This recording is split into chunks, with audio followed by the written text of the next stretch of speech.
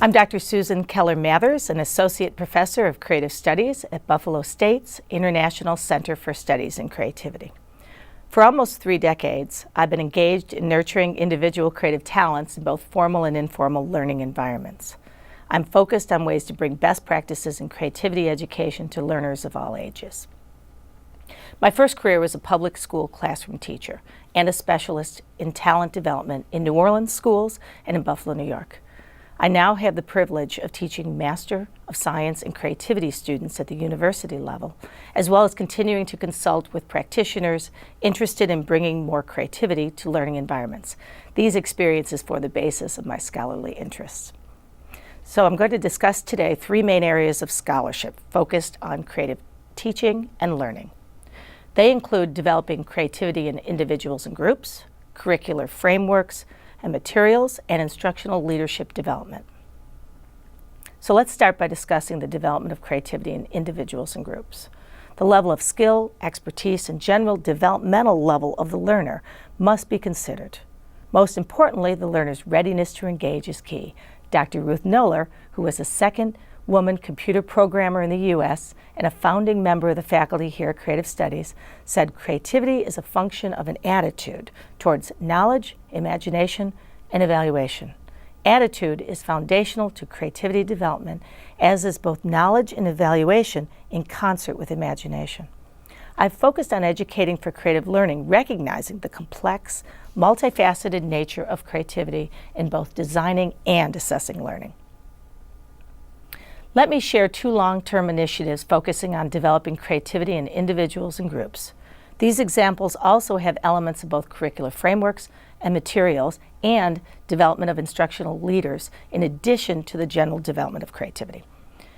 I've been working with a new creativity high school in Colorado that focuses on infusing creativity in all subject areas.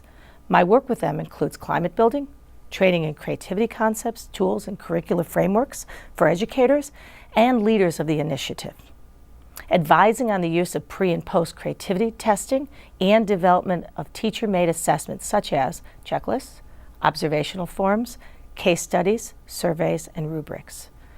They deliberately set out to take the challenge of creating authentic teacher-made assessments focusing on creative person, process, products, and press or environment, as well as using the research-based Torrance Test of Creative Thinking, TTCT, for both teacher and student assessment. In Pennsylvania, an upper elementary and middle school initiative included a cohort approach to in-depth training for the superintendent, administrators, and a select group of teacher leaders. Teachers were trained in both frameworks and tools for implementing creative problem solving and weaving creativity into the content using the Torrance incubation model. Leaders were also trained in the same concepts and processes, as well as including a leadership development and facilitation component focused on ways to better support teachers in their implementing more creative education. Assessment of the initiative included pre- and post-testing using TTCT, Ambassador's Attitude Measure, surveys, and examination of products and outcomes of students. Next, I want to discuss the specific development and testing of curricular frameworks and materials. There's a long history in the field of creativity studies of a lack of theory building, one-shot techniques, methods without sound frameworks, or even any larger organizing framework, and fads that quickly disappear.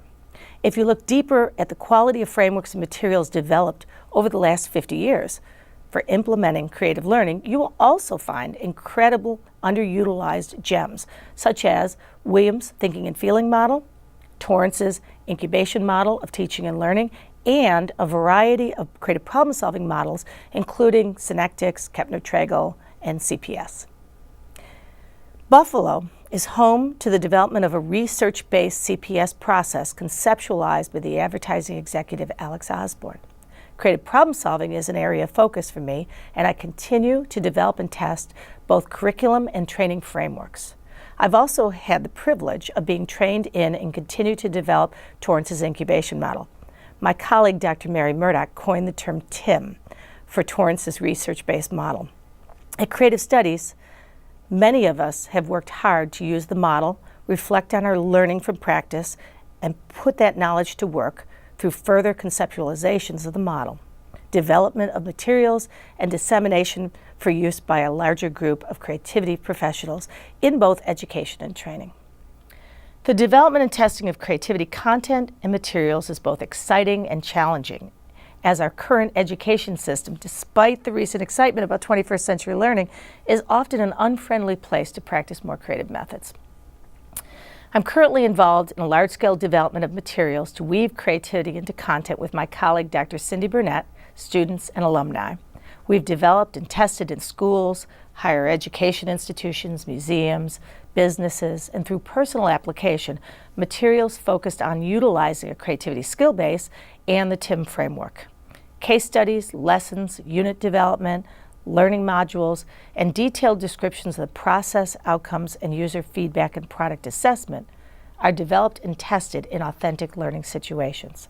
I'm also involved in developing additional materials to support educators' implementation of both TIM as a curricular model and CPS as a process framework.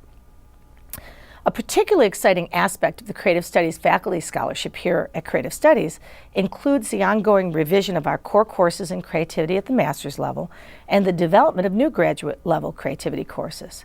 A new initiative that I'm currently involved in is the development of curricular frameworks for a potential doctorate program in creativity. The last area of scholarly inquiry focused on training higher education faculty and administrators, school boards, school-based administrators, and other instructional leaders to first understand themselves as creative people, and secondly, to understand the role of creativity in the learning process. Investigating how creative leaders emerge and capturing best practices to support the development of creativity in learners is essential. This includes assessing both gains in knowledge and skills and creative practices for both the leader and those they influence. It also includes examining attitudes towards creativity and changes in the climate for creativity in the organization. Engaging as many influencers in the educational context as possible for development of a more creative trend to school age and higher education institutions is my goal. As an example, in addition to the initiatives discussed earlier that I included this component in, I've recently been involved in co-chairing a suburban schools committee made up of school board members, parents, students, administrators, staff, and teachers to select, implement, and assess a new talent development program. My scholarship is very much related to teaching creativity in higher education, as well as the application of creativity in teaching and learning in a variety of settings. Rather than bringing a set program to learners, each initiative I'm involved in is tailored to the particular needs of the context in which it is implemented. In all three areas, development of creativity in individuals and groups, curricular, and leadership development, assessing the degree of fit and outcome also requires examining how to best evaluate the specific aspects of creativity content engaged for more authentic assessment of creative learning.